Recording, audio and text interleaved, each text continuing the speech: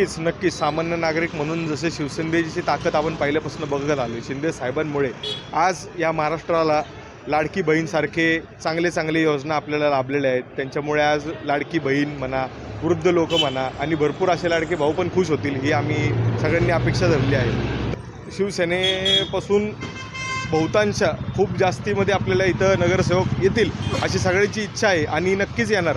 हे सगळ्यांना आता विश्वास बसलेला आहे की शिंदे साहेबांचे सेनेची ताकद आता पुण्यामध्ये खूप जास्ती वाढलेली आहे. स्पष्ट बहुमत शिंदे साहेबांच्या शिवसेनेशिवाय पुण्याचा महापूर मला तर नाही वाटत की पुण्याला लाभेल.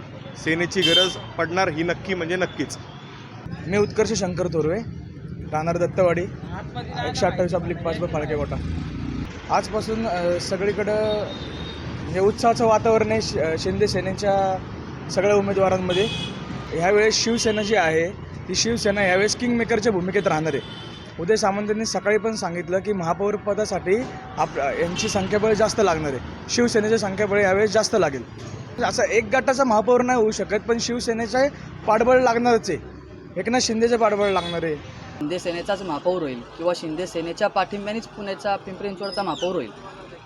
हे जे आत्ता पुण्यात पिंपरी चिंचवड व महाराष्ट्रात जी शिंदे सेनेची ताकद वाढलेली आहे, जी शिंदे साहेबांना प्रतिसाद भेटतो आहे, त्या प्रतिसादाच्या ह्यानी तर 100% शिंदे साहेबांचाच, शिंदे शिवसेनेचाच महापौर पुण्यात बसेल.